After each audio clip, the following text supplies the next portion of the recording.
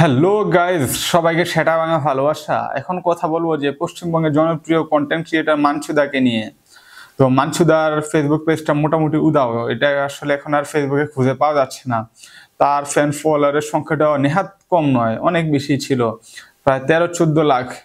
এখন এত বড় একজন কন্টেন্ট ক্রিয়েটরের একটা পেজ যদি নষ্ট হয়ে যায়, সেটা আসলে যারা ফ্যান ফলোয়ার আছে তাদেরও ভালো লাগবে না। আর যার জিনিসটা হারানো গেছে, আমার মনে হয় তার তো ভালো লাগার কথাই না।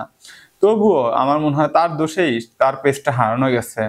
এখন আসলে কে দোষী আর কে নির্দোষ আমি সেটা বলবো না, তার পেজটা যে হারানো গেছে তার কিছু কারণ নিয়ে আমি এখন কথা বলবো। যে তার পেজটা হারানো গেছে মোটামুটি, যে ভারত পাকিস্তান কিংবা অস্ট্রেলিয়া ক্রিকেট এই নিয়ে আসলে একটা দ্বিধাদ্বন্দ্ব ছিল বাংলাদেশ এবং ভারত পাকিস্তানের মাঝে, যে দৌড়ত যেটাকে বলে খেলাধুলা নিয়ে। তো আমরা আসলে সবসময় বলা যায় যে আমাদের দেশে বড় একটা অংশই বাংলাদেশের পর, আমরা যেহেতু বাংলাদেশি, আমরা আমাদের দেশের টিমকে বেশি পছন্দ করব, বেশি ভালোবাসবো, এটা একটা কমন বিষয়। তবুও অপশনাল কিছু টিম থাকে যাদেরকে আমরা একটু বেশি পছন্দ করি। তো এর মাঝে কি হয় যে আমাদের দেশে বেশ কিছু পাকিস্তানি সমর্থক আছে, তারপর আছে যে অস্ট্রেলিয়ান সমর্থক, তারপর গুটি কয়েক আছে নিউজিল্যান্ড সমর্থক ক্রিকেটে।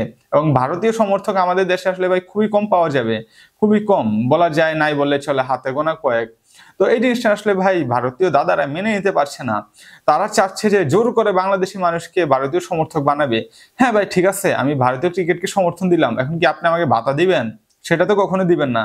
তাহলে আমি কেন আপনার ক্রিকেটকে সমর্থন দিতে যাব, যে এই খেলা দেখে আমি মজা পাই না? হ্যাঁ মানি, আপনাদের ক্রিকেট ভাই অনেক উন্নত, অনেক ভালো খেলেন আপনারা। আমার মনে হয় যে ব্যক্তিগতভাবে আমি বাংলাদেশের পর অবশ্যই আমি পাকিস্তানের ক্রিকেটের একজন ভক্ত। ঠিক এমন আরো অনেকে আছে যারা পাকিস্তানের ক্রিকেটের ভক্ত বাংলাদেশের পর, তারপর বাংলাদেশের পর অস্ট্রেলিয়ান ক্রিকেটের ভক্ত, বাংলাদেশের পর নিউজিল্যান্ড ক্রিকেটের ভক্ত, আবার গুটি কয়েক মানুষ আছে যারা বাংলাদেশের পর যে ইন্ডিয়ান ক্রিকেটের ভক্ত। তো এখন এই জিনিসটা আসলে তারা সহজভাবে নিতে পারছে না। তারা চাচ্ছে যে বাংলাদেশের সব মানুষ যে ভারতীয় ক্রিকেটকেই সমর্থন দিবে। একটা জিনিস কি ভাই, ভালোকে ভালো মন্দকে মন্দ আমাদের বলতেই হবে, মনের বিরুদ্ধে তো আসলে কোনো কিছুই করা উচিত নয়। যেমন আমি সবসময় বলি যে আমাদের বাংলাদেশি ফিল্ম, আমাদের বাংলাদেশি মুভি ইন্ডাস্ট্রি থেকে যে ভারতীয় ফিল্ম ইন্ডাস্ট্রি অনেক বেটার, অনেক ভালো।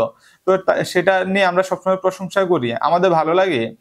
আমাদের দেশে যেমন দেবজিতের অনেক ফ্যান ফলোয়ার আছে, আমাদের দেশে সালমান শাহরুখের অনেক ফ্যান ফলোয়ার আছে, আমাদের দেশে আপনি যদি বলেন রজনীকান্ত শুরু করে, তারপর আছে যে মহেশ বাবু, তারপর আছে যে রামচরণ, প্রভাস, এদের অনেক ফ্যান ফলোয়ার আছে।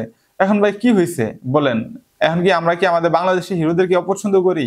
না, সেটা আমরা করি না। আমরা আমাদের বাংলাদেশি হিরোকেও পছন্দ করি এবং আপনাদের দেশের হিরোকে আমরা পছন্দ করি, আপনাদের ছবি আমরা দেখি, আমাদের অনেক ভালো লাগে এই জিনিসগুলো। এখন যে জিনিসটা আমার ভালো লাগে না, আমি সেটা জোর করে কেন করতে যাব? এখন আমি ইন্ডিয়ান ক্রিকেটকে পছন্দ করি না, এই মুহূর্তে কি আমি ইন্ডিয়ার জার্সি গায়ে লাফাবো নাকি যে হ্যাঁ ইন্ডিয়া জিতছে, ইন্ডিয়া দিচ্ছে, ইন্ডিয়া দিচ্ছে? সেটা তো আমি কখনোই করব না। মূলত মানসুদার ফেসবুক পেজটা হারানো গেছে এই একটা কারণে, তিনি বাংলাদেশি সমর্থকদেরকে অনেক অকথ্য ভাষায় কথাবার্তা বলেছেন, যেটা বাংলাদেশি কিছু স্প্যামার, কিছু হ্যাকাররা মেনে নিতে পারেনি। মানসুদাকে তারা আলটিমেটাম দিছিল প্রাথমিক স্টেজে, যে বলছিল তুমি একবার সরি বলো, কিন্তু মানসুদা সেটা না করে মানসুদা বলে কোথাকার কোন এই হেই হ্যান ত্যান ব্লা ব্লা ব্লা, সেটা ভাঙা কথাবার্তা বলে শুরু করে দিছে। হ্যাকারদের না সেটা লাগছে ইগোতে গিয়ে। তো আমার মনে হয় সেই জিনিসটা করা উচিত ছিল না। তারপর যখন দেখছে তার পেজটা ডাউন ডাউন হচ্ছে আস্তে আস্তে ধীরে ধীরে, তারপর কি করলো যে মানসুদা আরেকটা ভিডিও বানালো, যে ভিডিওতে সে উল্লেখ করছে যে হ্যালো বাংলাদেশ, আমি তোমাদের অনেক ভালোবাসি, আমি আগে যা করেছি ভুল করেছি। এটা একদমই ঠিক যে মানসুদা আগে যেটা করছে সেটা ভুলই ছিল। এখন মানসুদা ভুলটা বুঝতে পারছে, কিন্তু মানসুদা যখন ভুলটা বুঝতে পারছে ততক্ষণ আর কোনো অপশন ছিল না হাতে। ঠিক তার আগেই বোধহয় আগ মুহূর্তেই তার পেজটা শেষ হয়ে গেছে। এর জন্য আমার মনে হয় মানসুদা নিজেই দায়ী। তবে আমরা যারা কন্টেন্ট ক্রিয়েটর আছি আমরা আসলে বুঝি নিজের একটা প্রিয় জিনিস হারানোর বেদনা কতটা। যারা আসলে আমি জানি না, আমার ইউটিউব চ্যানেলটা খুবই ছোট, তো এটা তবুও আমার মনে হয় আমার অনেক যত্নের একটা চ্যানেল এটা। আর যাদের চ্যানেলটা অনেক বড় তারা তো তিলে তিলে বড় করে, তাদের জন্য একটু বেশি আমার খারাপ লাগে। আপনারা যারা বাইরে আছেন তারা হয়তো বুঝবেন না যে একজন কন্টেন্ট ক্রিয়েটরের কষ্ট। এটা ভেবে খারাপ লাগে যে মানসুদার পেজটা নাই। আর একদিকে মনে হয় যে মানসুদার একটু হলো, অন্তত আমরা অনেকেই মানসুদার থেকে একটু শিক্ষা নেই। একটা দেশ, একটা জাতিকে অপমান করার মতো অধিকার আমাদের কারোরই নেই, কিন্তু আমরা সেটা কেন করতে যাব বলুন? এখন আমরা ভারতীয়, একটা জিনিস আমার অপছন্দ, আমি সব ভারতীয়দেরকে অকথ্য ভাষায় কথাবার্তা বলতে পারি না, সেই অধিকার আমার নাই।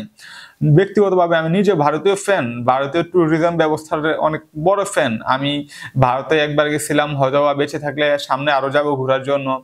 তো আসলে তাদের ট্যুরিজম সেক্টর খুবই প্রশংসনীয়, অনেক সুন্দর তাদের ট্যুরিজম সিস্টেম।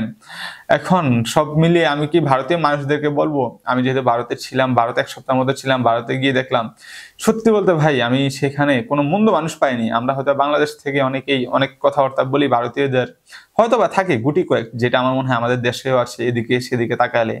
কিন্তু ভারতীয় মানুষদের আমরা যতটা মন্দ বলি ততটা মন্দও না। আমার মনে হয় আমাদের নিজেদের ভুল বুঝাবুঝির জন্যই আমরা নিজেদের মাঝে দূরত্ব তৈরি করি, এছাড়া কিছুই না।